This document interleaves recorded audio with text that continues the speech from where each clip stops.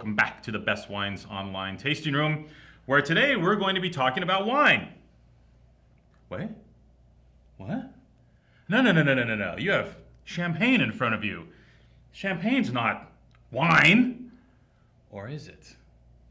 Today we're here with Pierre-Jules Peyrat, who is the export manager at Champagne Lallier, who's one of the most progressive, I'd say, old new. Yeah, totally new.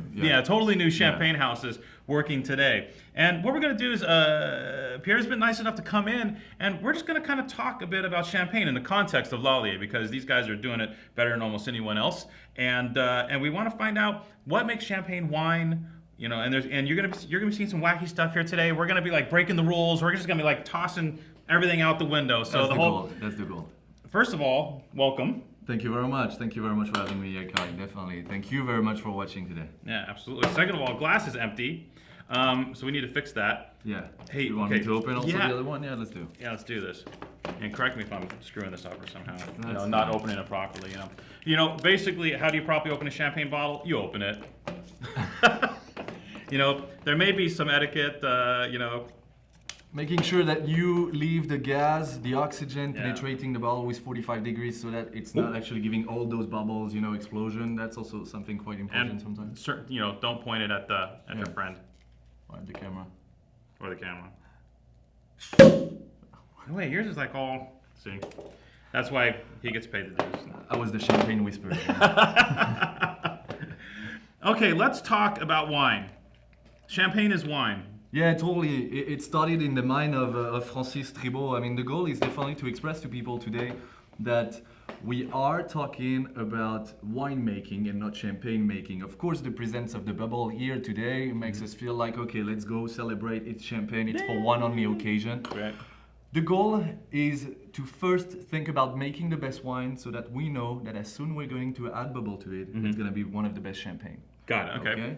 Our goal at the house for the past 10 years, because Lallier is only young for the past 10 years, 2004, thanks to Francis Tribault, is to try to make all the best in our effort to put transparency into our wines. It is a word that does sound pretty weird sometimes, but transparency for us means that we're not going to put any exogenous material into the wine making. Got it. Okay. Native yeast.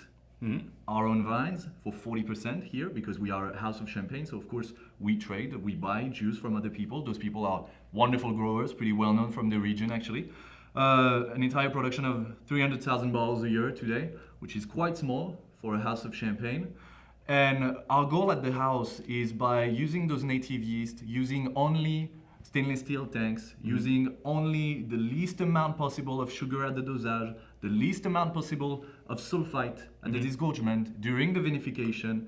It's to release at the end something pure with richness, thanks to our over-maturation philosophy and wine philosophy definitely into the wine. Got it. So the less is more kind of dictates the house style. Totally. So as opposed to the old concept of where you work so hard to do all this blending and blah, blah, blah, blah, blah, blah, and adding, actually you're subtracting to create the bare essence of a house style. Totally. Okay, got it. Totally. Got it. That's the goal. Now you're based in an area called Ailly. Yeah, pretty wonderful terroir. I mean, Ailly is well known for a lot of people for being the birthplace of champagne. All of our neighbors today are the big people, I'm sure, Bollinger, Ayala, Dirt, Collet, Rouder, Gosset. They're all based in Ailly. We are having the wonderful presence here of Francis family also, who are maintaining these roots into their great vines that they own on a sole ownership, allowing us today to have, for instance, it's pretty funny, we're opening this Blanc de Blanc first. We are having in Ailly 5 hectares of Chardonnay. I was going to say, it's Pinot Noir country, right? Totally Pinot Noir. 98% of the territory in Ailly is Pinot Noir. That soil with clay chalk complexity is giving to the Pinot Noir definitely the best nutrients, the best richness ever. Our goal was to extract that richness for Chardonnay. And that's what we did into that Blanc de Blanc at 70% here, Chardonnay from Ailly. Wow.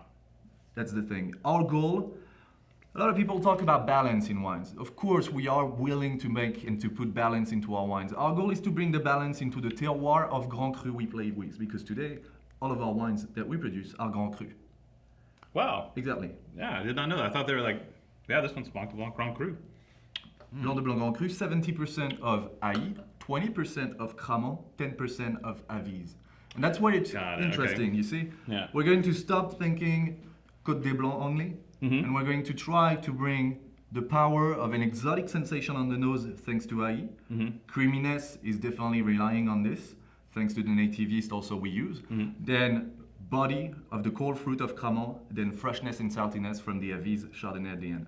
A complete wine. Yeah. And it's pretty cool, tasting it out of these glasses. You get the full effect. It's not, we're not doing like the flute thing. No, totally. We gotta forget about that. Yeah.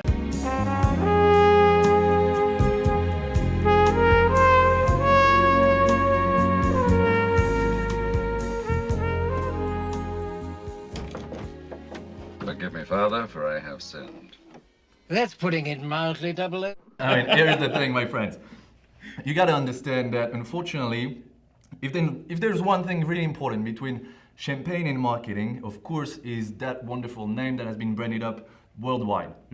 And thanks to that, you guys today are having the availability for Lallier here in the US. That's pretty wonderful. On the other side, this synergy between marketing and champagne brought on people to think that consuming champagne means taking the bottle, popping the cork, pouring in flute, tasting, and that's it. Yeah. You are accurately, I'm not gonna say killing the wine, but here it is. Accurate example. Many times, I'm opening a bottle with my friend Kyle. We're tasting the wine, and as soon as we're at this level of the bottle, we're like, wow, the wine tastes Pretty good. way better. Right. My goal is to make you understand that this kind of level of quality, you can get it when you open the bottle. You just have to wait 45 minutes. Open the bottle, leave it in the fridge, 45 minutes open, and then go onto your wine glass and stop the flute, leave the wine open, leave the wine breathe, so that you can definitely get something calm and settled down and ready to be tasted. Speaking of breathing, we last time I was in France, actually, we were at a bistro in Paris, and the gentleman we were with, he actually had the champagne decanted before he showed up. Now, I think to 99% of the wine drinking world, they'd say you're crazy. Why would you want the bubbles to leave sooner? Isn't the whole thing about this gets back to the whole wine thing again, right? Totally again. Our goal is to express and make those yeast open the capsules of aromas that we have into our wines. You gotta understand that those native yeast we're using, extracted precisely from the skin of our berries, are definitely giving another profile to our juice at the end, giving the opportunity, the skill to this juice to combine the carbon dioxide in a way better way. And that's what we want to do. When you open a bottle, you have to understand that, for instance, what we're tasting with Kyle, zero dosage, this bottle didn't see oxygen for the past 6 years. When you open it, it's quite a shock. I mean, yeah, exactly. It's quite a shock. It's like wide opening a closet in which you just stole like a 2-year baby. I mean, anyway, you got to understand that the effect of oxygen on it is definitely shocking. The goal with the decanter is to open the wine again, to let it breathe, to let it shine in your glass, and there is no problem about the bubbles. If you ever pour a champagne bottle into a decanter, of course you got to keep as close, tiny, tight mainstream when you pour, so that the bubbles don't expand on all the glasses. Okay. But if you're doing so, and in 15 minutes there is no bubbles in your wine, unfortunately that was the wrong bottle of champagne to choose. But you're supposed to still have bubbles into your wine, and it will emphasize the creaminess of it. It will emphasize the flavors, the length, the body, and that's what everybody, I think, should definitely taste by tasting champagne today. So the zero dosage, it's zero dosage is getting quite trendy now. These zero sugar wines where they where there's no sugar in the liqueur de dosage at the time that they cork it up. Now, what I'm discovering is a lot of them just aren't that good. Yeah. It takes talk about the kind of materials needed to make a great zero dosage champagne. I mean, I'm glad you're saying this. Here's the thing. You have to understand the real core philosophy of making a zero dosage. Too many people, I think, are willing to make a zero dosage by taking their brut, reserve, non-vintage, and forgetting to put any sugar, at the disgorgement. Right. But you're having the brut reserve, and you're having the exact same thing with no sugar. You're just emphasizing the lack of maturity on one side, which is the zero dosage with no sugar. When in our side, what we want to do is thinking about making a zero dosage 5.5 years before being at the disgorgement process. Right, right. So what we're gonna do here with that zero dosage, it's 70% of Pinot Noir from our IE vines, Mm-hmm. most best over maturated grapes that we're going to pick up, and Yep, 30% of Avis, pardon me, Chardonnay. Okay, Chardonnay Avis, saltiness, Yep. chalky sensation. Yeah. IE structure, density, power. Okay. And ripeness. And ripeness, that's the Yeah. thing. If we want that opulence, that creaminess, that ripe, full sensation on the mid palate, Mm-hmm. we need to make sure that when we're going to harvest those berries, they won't need any sugar 5 years and a half. Right. You Makes know? sense, I huh? mean, totally. 5 years and a half, and even more here with the zero dosage, because if you can figure things out, the square ring over here compared to the round ring, the square ring, because we are going to put a real cork on the bottle during 5 years during the aging process. Oh, got it. Okay. And that's the difference. Oh man, dude, that's a good zero Yeah. dose. Congratulations on that. Thank you very much. Thank you very much. I'm a notorious zero dose hater, and that's really nice wine. It's outstanding. All right, and finally the Rosé Premier Cru. Rosé, yeah. I mean, over here actually, Grand Cru also, but anyway, the gold, it's just a back label. Right. Yeah. Former back label, but inside I know what is it. Here is the thing. Rosé, also same thing. We want to keep the same style. Opulence, creaminess, ripeness, acidity, freshness. We want to make foodie wines. The goal over here in the rosé, when 95% of the Champagne region makes rosé by blending 90% of Chardonnay plus 10% of red Pinot Noir, Yeah. we are here doing a co-skin maceration between Pinot Noir from Bouzy, Chardonnay from Cramont, all together.